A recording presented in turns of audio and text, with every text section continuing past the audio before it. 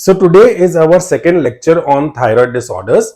Actually, today we are going to see a little bit about the pathologies. I am not going to go too much in details क्योंकि हमें उन pathologies के बारे में थोड़ा समझना है जो हमारे लिए surgically important है, because as ENT surgeons you are going to encounter more of goiters. And हमने लास्ट लेक्चर के अंदर में देखा है कि goiter के अंदर में क्या होता है कि आपका थायराइड का enlargement होता है. And this reminds me of the 4 rules that we had made in the last lecture. Can we quickly go through the rules? First rule was goiter only means enlargement. Goiter only means enlargement. Second rule was that the size of the thyroid gland has nothing to do with the hormone status. Hormones उतने ही रहने वाले, मतलब size के हिसाब से नहीं बढ़ने वाला है. A small size can have hyperthyroidism, a large thyroid nodule can have hypothyroidism. Third thing that we had seen, if you want to operate on a patient, then operation has to always be done in euthyroid state. That means T3, T4, TSH should be normal if you are planning to take the patient under anesthesia. And fourth thing that we had seen was triple assessment, that every patient needs to undergo triple assessment. When I say triple assessment, there is something called as radioactive iodine scan, that is iodine 131. And what is the role of iodine 131 we saw in the last lecture. In case you are having some confusion, go back to the lecture and read it, watch it again. Today we are going to talk about the pathologies that commonly we encounter in ENT OPDs, and how we are going to treat these conditions, how we are going to come to a diagnosis, and what are the certain things that you need to take care about when you are operating on a patient of thyroid. So today I don't have a very elaborate lecture, it's a very small lecture from a surgeon's point of view, not from a pathologist's point of view. So आप अपन quickly देखते हैं कि पहले बीमारियां क्या हैं. Before we go into the diseases, let us understand how the thyroid gland is enlarged. So when you have a thyroid gland, let's have a look at the diagram. When you have a thyroid gland, we know that there is a lobe, there is a thyroid lobe, right? And the lobe is made up of small lobules, and each lobule has got a follicle, all right? And these, let's elaborate this and understand. These are the follicles, all right? And these follicles, each follicle is again then is having a follicular cell, all right? Cuboidal cells called as follicular cell. So follicular cells, make a lot of follicular cells are lined up in a follicle, and many follicles together form a lobule, and these lobules together form a lobe of the thyroid. Is that understood? Now, what is the function of these follicles? These follicular cells are actually secreting the thyroglobulin. Thyroglobulin is a hormone which helps T3 and T4 secretion. So T3 and T4 are secreted by the follicles of the thyroid gland. Now around these follicles are certain other cells called as parafollicular cells. Parafollicular cells. Also sometimes they are referred to as the C cells. C cells. Remember this word C. C stands for calcitonin. They secrete what? They secrete calcitonin. And calcitonin is another hormone which is responsible for metabolism of calcium in our body. So calcium in our body is regulated by parathyroid hormone, by calcitonin, by vitamin D3, by kidney, at different sites by different hormones. All right. So what is the action of calcitonin? Whenever the blood calcium level increases, calcitonin is going to reduce that calcium levels by sending it, by excreting it from the gut, by excreting it from the kidney. So it is going to reduce the blood calcium level. All right. So that is calcitonin. If you have understood this, let us again understand this. I am going to write it here again. The parafollicular C cells are secreting calcitonin, and the follicular cells of the thyroid follicle are secreting thyroglobulin, which is responsible for T3 and T4. All right. Now, if you see a follicle, then these are the follicular cells, and here is going to be the parafollicular C cells, or the stroma, where you have calcitonin secretion. So this is like a cortex, and this is like medulla. So tumors arising from the follicles are follicular carcinoma, and papillary carcinoma, and the tumor marker for these cancers is thyroglobulin. Is that understood? Very simple.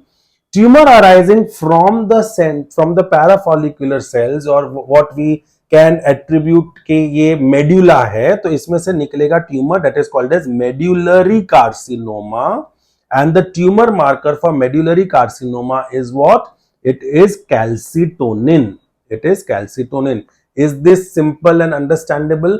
आपका जो parafollicular सी cell में से निकल रहा है calcitonin, तो वहां का जो ट्यूमर होगा उसको हम, उसका मार्कर क्या होगा उस ट्यूमर का? Calcitonin. So if your serum calcitonin levels are extremely high with a nodule in the thyroid, then it is likely to be a medullary carcinoma of thyroid.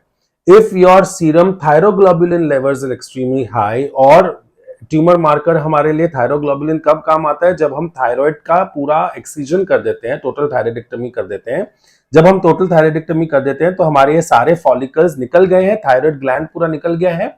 So thyroglobulin level should become 0. But after surgery also, if there is thyroglobulin level, then that means you have not done a complete surgery. So tumor markers are helpful in this way. They help in detecting the tumor, number one. Also they help in detecting whether you have done the complete surgery or not.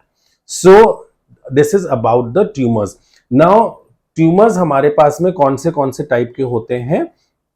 हमने last class में भी देखा था कि हमारे पास में mainly 3 types of tumors which are commonly encountered in the OPD. One is your papillary carcinoma, one is your follicular carcinoma, and one is your medullary carcinoma.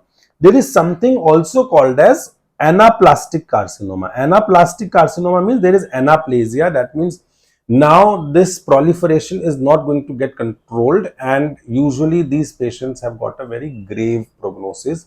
इनका life survival जो होता है बहुत कम होता है. So anaplastic carcinoma you really should not treat, because आप कुछ भी ट्रीटमेंट कर लीजिए, पेशेंट का फेट बहुत पुअर होता है. There is rapid progression and the patient may not even survive for 1 month.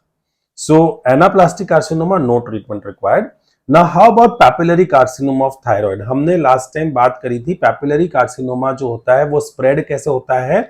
By the lymphatics, and by lymphatics it will go to the lymph nodes of the neck, whereas follicular carcinoma spreads by the blood, hematogenous route, and this goes to the distant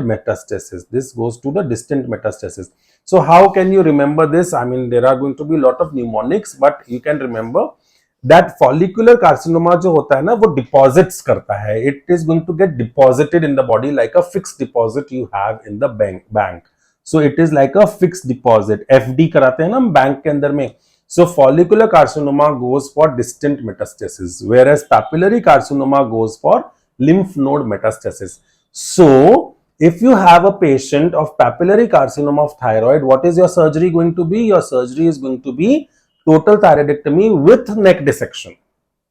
And if you have a follicular carcinoma of the thyroid, you may not require neck dissection, but you need to work up for distant metastasis, do a bone scan, PET scan, and find out if the patient is having metastatic lesions in the bone, liver, brain.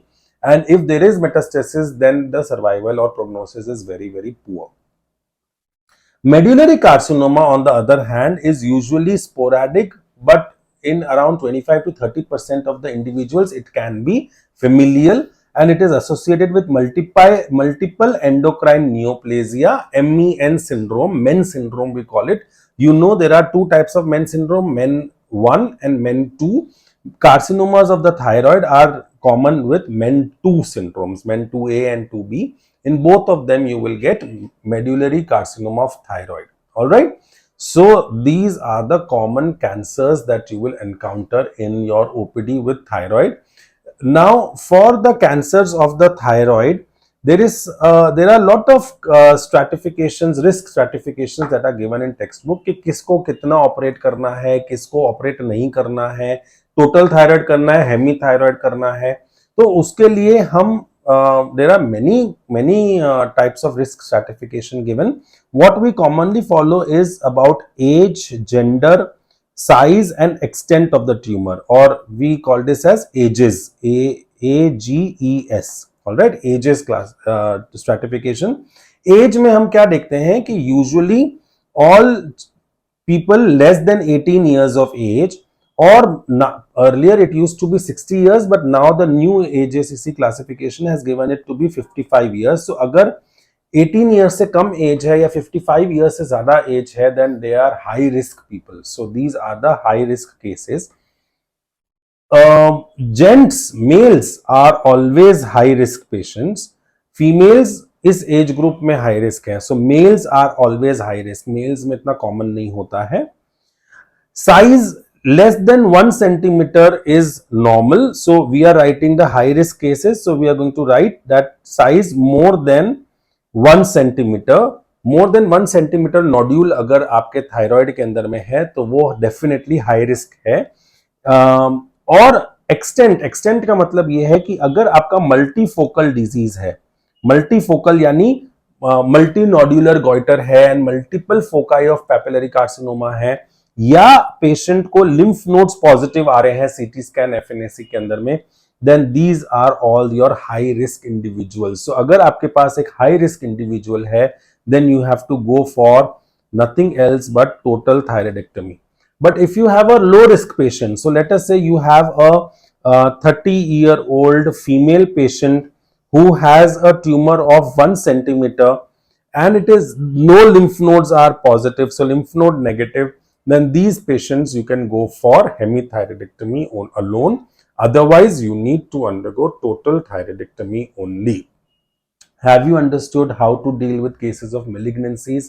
So goiter का एक large part है आपका malignancy, और malignancy के अंदर में आप triple test कराएंगे. पेशेंट यू थायराइड होना चाहिए, और अगर आपके पास पैपिलरी या फॉलिकुलर कार्सिनोमा आ रहा है, then you go for total thyroidectomy based on this classification, that is your AGES classification. Now sometimes there is a little bit of problem with FNAC because FNAC may not be able to tell you the capsular invasion. हमें पता कैसे चलेगा malignant है कि नहीं? एक तो nuclear sales की वजह से और उसका कैप्सूल इन्वेड हो रहा है कि नहीं. तो कई बार एफएनएसी में हमें नहीं पता पड़ पाता है. क्यों नहीं पता पड़ पाता, हम अभी देखेंगे 1 मिनट में. तो कई बार they will tell you follicular neoplasm है, या आपको बताएंगे कि भाई सस्पिशियस ऑफ मेलिग्नेंसी है, या आपको एक कैटेगरी दे देंगे, बेथेस्डा कैटेगरी 2 या 3 है. मतलब they are not very clear about the pathology, which is very normal. तो आप सोच रहे हैं कि बिनाइन डिजीज है, आपने उसका हेमीथायराइडेक्टमी कर दिया, लेकिन बाद में पता चला अरे नहीं, ये तो पैपिलरी कार्सिनोमा ऑफ थायराइड है. तो अगर ऐसा सिचुएशन आता है, then you have to take the patient again for the surgery, and that kind of surgery is called as completion thyroidectomy. It is called as completion, यानी कि आपने उसको पहले हेमी कर दिया, लेकिन अब उसको टोटल करना है या लिम्फ नोड्स भी साथ में निकालने हैं. That kind of surgery is called completion thyroidectomy. So if somebody asks you what is completion, it is normally done when, because of FNAC, you did a hemithyroidectomy, but in the final histopathology you came to know कि ये तो malignant है भाई. तो malignant है तो अब हमें पूरा निकालना पड़ेगा with neck dissection, right? So that is your about everything about the malignancies. Now once we have learnt about the malignancies, let's go to the other part of the goiter, that is your benign goiters. In benign goiters, let us first have a look at colloid goiter. All right, colloid goiter क्या होता है? The commonest, one of the commonest causes of goiter in the OPD of any ENT surgeon will be colloid goiter.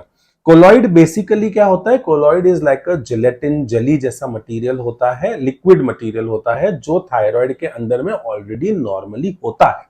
तो आपके जो follicular sales हैं, इन follicular sales के बीच में you will have a little bit of colloid which contains mainly glycoproteins, and it is normally present.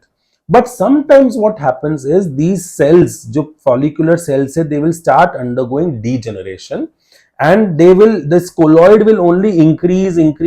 So if you have a thyroid gland, then you will have a colloid cyst over here. Okay, it's like a cyst in the thyroid gland, and this cyst is not going to respond to any medical therapy. तो आपको इसको remove ही करना है. तो अगर ये solitary है तो आप इसमें करोगे हेमीथायरॉइडेक्टमी, और अगर ये मल्टीफोकल है, मल्टीपल सिस्ट है, जिसको हम कहते हैं मल्टी नोडुलर कोलॉइड गॉइटर, तो आप उसमें करोगे नियर टोटल थायरॉइडेक्टमी, क्योंकि ये प्योरली एंड प्योरली बिनाइन होता है, number one. Number two, it can be solitary thyroid nodule or it can be a multi nodular goiter. And number three, the only treatment is surgery. There is no medical management for colloid. लेकिन patient आपको पूछ सकता है कि doctor साहब ये कितना urgent है हमारे लिए कराना, या क्या ये कैंसर में बदल सकता है? To be very practical, it is not an emergency. Patient can wait for some time. Only you have to explain to the patient that it is going to increase with time. तो मान लीजिए आज वो 2 centimetre का colloid है, तो 1 साल बाद में शायद वो 2.25-3 सेंटीमीटर का कोलॉइड बनेगा. तो slowly and gradually it's only going to increase, and when it's going to increase आपका सर्जरी उतना ही बड़ा होता जाएगा. So you must convince the patient that they have to undergo surgery, not today then tomorrow. How about malignant transformation? Theoretically, it is reported that less than 0.001 chances है malignant transformation के.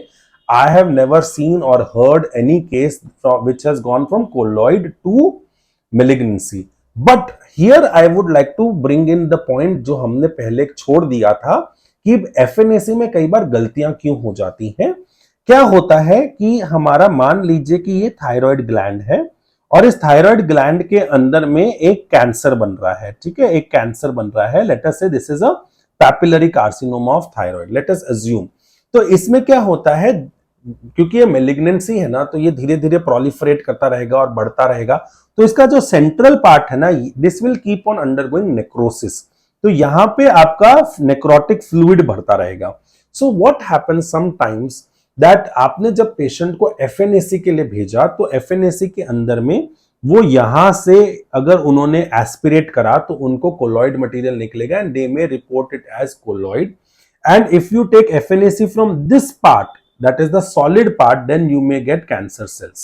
So that is why we may have a discrepancy. So what you should do is, it is not a rule, but जब भी आपको कोई features सही नहीं लग रहे हैं, या अगर छोटा नोड्यूल है, या लिम्फ नोड साथ में आ रहे हैं, या even otherwise, it should be made as a routine practice to send the patient for USG guided FNAC. USG guided FNAC का क्या मतलब होता है कि सोनोग्राफी कर रहे हैं, और सोनोग्राफी में जहां आपको सॉलिड पार्ट दिख रहा है, आप वहां पे निडल डाल के और फिर आप उसका एस्पिरेट लेंगे. So that makes a lot of difference, because then you will get a diagnostic FNAC कि भाई हाँ malignancy है, और आप उस हिसाब से सर्जरी अपनी प्लान करेंगे. So this is why sometimes FNAC fails. It is not the pathologist का जो भी issue है, वो from surgeon to surgeon, doctor to doctor, everything will vary. Nobody is ever perfect. लेकिन जो टेक्निक है करने की FNAC, that makes a lot of difference, and it is always better to go for USG guided FNAC, right? So ये तो हो गया हमारा कोलॉइड के बारे में. Now let's talk about the last part of today's lecture, that is your inflammatory diseases of the thyroid that gives rise to goiter. ठीक है, तो इन्फ्लेमेटरी डिजीजेस में हम इसको यूजुअली 2 पार्ट में डिवाइड कर देते हैं. Either the inflammation has occurred because of some infection like it could be viral infection, then we usually label this case as a sub acute thyroiditis, और it is also called as de Quervain's thyroiditis. ठीक है, then it can be because of tuberculosis or any other bacterial infection, and this may also be labeled as granulomatous thyroiditis. Granulomas can occur because of viral infections also. So even viral infections can give rise to granulomatous thyroiditis.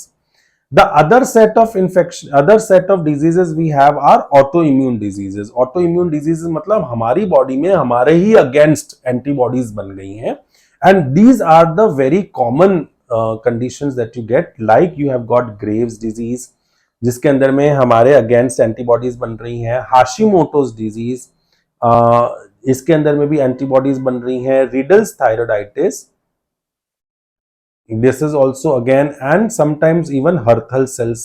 Hurthal cell is a gray area where we still don't know what is the exact etiology, but with these three we know that antibodies are being formed against either thyroperoxidase or against the it is Ig, like in case of Graves, Hashimoto's, you will have anti-TPO antibodies positive, और you will have in riddles thyroiditis it is said IgG mediated होता है ये. तो इसके अंदर में auto immune antibodies हो रहे हैं. यूजुअली जब हमारी बॉडी में हमारे अगेंस्ट एंटीबॉडीज बन रहे हैं तो it is very natural that your hormone secretion will also get affected. So auto immune conditions usually will also present with some or the other hormonal disparity, जिसके अंदर में आपका हाइपोथायरॉयडिज्म या हाइपरथायरॉयडिज्म हो सकता है. Another condition that you have is something called as lymphocytic thyroiditis. Lymphocytic thyroiditis मतलब जिसमें lymphocytes का infiltration बहुत ज्यादा हो गया है and it presents as a nodule in the thyroid because of accumulation of all the lymphocytes at one place. But it is again an inflammatory condition. It is benign. It is not malignant. तो हमने क्या देखा inflammatory conditions के बारे में? We have seen Graves disease, we have seen Hashimoto's, we have seen Riddles, और हमने देखा है about the De Quervain's and granulomatous thyroiditis. So these are all different types of inflammatory conditions. Inflammatory condition अगर आपके FNAC में आता है तो always check for T3, T4, TSH. अगर वो normal है then surgery can be done. This is a benign condition. Benign condition है तो आप इसमें medical management, that is immune modulator drugs जैसे steroids या azathioprine type of drugs can be tried. Steroids have definitely got a good role. लेकिन अगर वो आपका इंप्रूवमेंट नहीं आ रहा है या कॉस्मेटिक डिफॉर्मिटी आ रही है या प्रेशर सिम्टम्स आ रहे हैं, रिमेंबर द इंडिकेशंस में हमने क्या बात करी थी? या तो आपकी पैथोलॉजी बहुत खराब हो जैसे मेलिग्नेंसी है, कोलॉइड है जिसमें दवाइयां काम ही नहीं करेंगी, या आपके प्रेशर सिम्टम्स आ रहे हो जैसे dysphagia, hoarseness of voice, breathing difficulty, या आपके कॉस्मेटिक रीजन हो. तो इन कारणों से अगर आपको प्रॉब्लम हो रही है तो you will definitely go for surgery. So here you have medical management versus surgical management, and in surgical management you have to make sure that we are doing, because this is benign, तो हम near total thyroidectomy करके भी we can save the patient instead of going for total thyroidectomy or a very radical surgery. All right. So in today's lecture we learned about the diseases of the thyroid, where we talked about the different causes of goiter and how they present and how you have to go about treating these conditions. Just the last 2 minutes I'm going to take about the surgical aspects of thyroid. If this is the thyroid, you know that this is the trachea and there is a cricoid cartilage above it. हमारे thyroid जो होता है इसके just ऊपर से आती है आपकी superior laryngeal nerve. I'll use a little darker color here. You have got your superior laryngeal nerve, and नीचे से this, if this is the right side and the left side, then recurrent laryngeal nerve, and here the recurrent is a little more lateral, so this is your recurrent laryngeal nerve.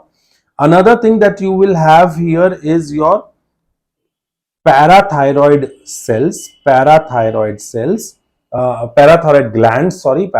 glands. So आपका surgery के major complications क्या होते हैं, that you should know. Complications of the thyroidectomy. First complication of course, क्योंकि आप पूरा का पूरा थायराइड ग्लैंड निकाल रहे हो, so the patient is going to become hypothyroid. This is when you have a complete removal. अगर आपने हेमीथायराइडेक्टमी करा है तो कोई प्रॉब्लम ही नहीं है, half of the thyroid is going to take care of your hormone levels. So patient will become hypothyroid, और अगर वो हाइपोथायराइड बन गया तो आपको उसको कैसे ट्रीट करना है? By giving thyroid supplements. Second thing that can have is injury to superior laryngeal or recurrent laryngeal. Now, if you have injury to superior laryngeal on one side, then that's not a big problem, क्योंकि unilateral superior laryngeal nerve palsy is almost always asymptomatic. But unilateral recurrent laryngeal nerve palsy can come with hoarseness of voice post-operatively, or if you have done a total thyroidectomy and you have caused damage to both the sides of recurrent laryngeal nerve or both the sides of superior laryngeal nerve, then aspiration and total voice loss can be a major problem. and these patients may even sometimes, if you have damaged both the recurrent laryngeal nerves, the patient will go into stridor, and these patients may require a tracheostomy. All right, so hoarseness, stridor, and aspiration may be a problem if you have damaged the nerves. Third is, of course, as we talked about, either you have injured the blood supply to the parathyroid, or you have damaged the parathyroid, or by mistake you have removed the parathyroid along with the thyroid. Then you will have problems with hypocalcemia, or the calcium metabolism is going to get affected, because parathyroids play a major role in maintaining the blood calcium levels. So patient will undergo hypocalcemia, or evening rounds mein you will see the patient with carpopedal spasms or rigidity, and of course the patient will have a lot of weakness, constipation, and if you check the calcium levels, it will be below 8 to 9, below that level, and you will have to supplement by giving calcium gluconate to the patient. So these are the common complications, apart from, of course, hemorrhage or surgical site injury or wound infections. ये तो होते ही हैं, हर surgery का part है. But complications specific to thyroidectomy, these three things you cannot afford to forget. What are the three things? Hypothyroidism, that is reduction in thyroid hormone level; hoarseness, stridor or aspiration because of the recurrent laryngeal nerve or superior laryngeal nerve injury; and hypocalcemia because of injury to the parathyroid gland. So if you have understood this, we are going to close our topic on thyroid disorders. If you have any difficulty or you want to understand anything else about the thyroid, please leave in a comment. And the most important thing we are going to now start with is rhinology. So stay tuned for all the series of lectures on rhinology. Thank you.